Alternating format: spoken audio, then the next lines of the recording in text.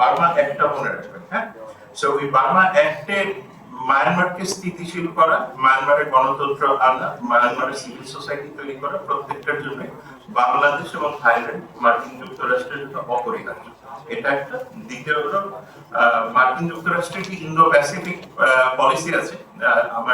আমাদের Jahangirnagar university one of the very important contribution আছে এখানে ফরেন মিনিস্ট্রি বা অন্যান্য জায়গায় ইন্দো প্যাসিফিক স্ট্র্যাটেজি যেটা মার্কিন যুক্তরাষ্ট্রের, সেখানেও একটা মায়ানমার খুব গুরুত্বপূর্ণ। সুতরাং সেই জায়গাতেও আমার মনে হয় একটু পলিসিগত চিন্তা ভাবনা। সুতরাং আমি আসলে এই মুহূর্তে ফান্ডিং নিয়ে কিছুটা দুশ্চিন্তায় থাকতেও ম্যাসিভ কোনো দুশ্চিন্তা এই মুহূর্তে নাই।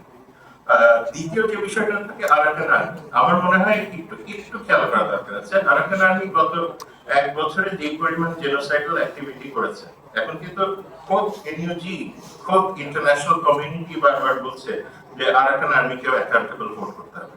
কারণ আপনি যদি 80,000 উপরে ফরেন মিনিস্ট্রি 80,000-এর উপরে রোহিঙ্গা এসেছেন গত 6 মাসে। তো আরাকান আর্মি আসার পরে যদি রোহিঙ্গারা এখানে আসেন, তাহলে আমার এই আরাকান আর্মি আসলে লাভটা কি? সুতরাং 1 নম্বর। 2 নম্বর হলো যে তার মানে আরাকান আর্মিকে যেরকম আমার জন্য একটা রিয়েলিটি, তার সাথে ডিল করাটাও আমার জন্য কিন্তু রিয়েলিটি।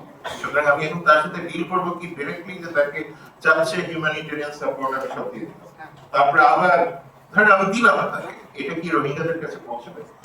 এটা কি আপনি এই হিউম্যানিটেরিয়ানের সাপোর্টের কারণে যে আপনি আর্থিক সক্ষমতাটা পাবেন, সেটা দিয়ে কি আপনি আবার আর্মস কিনে সেটা রোহিঙ্গা বলেন কারো উপরে ব্যবহার করবেন? সুতরাং আমাদেরকে এই জায়গাগুলিতে একটু বিস্তর চিন্তা ভাবনা করার দরকার আছে।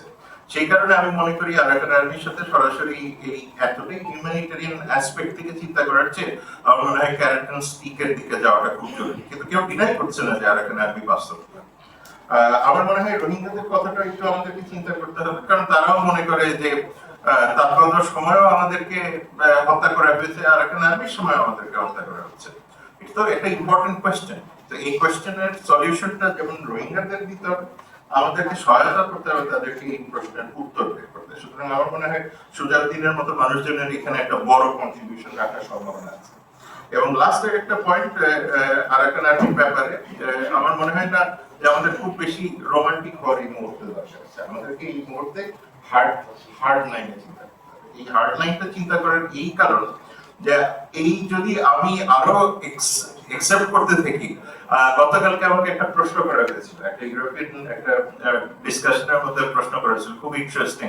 কোয়েশ্চেনটা হলো যে তোমার সাথে যে ইউক্রেনের মতো ঘটনা ঘটবে না কেউ, এবং ইউক্রেনের মতো যদি তোমার সাথে ঘটনা ঘটে, তোমার সহায়তায় কে থাকবে সেটাও, রাইট?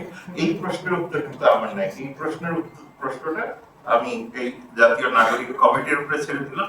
আপনারা আপনাদের মতো উত্তর বের করে আমাদেরকে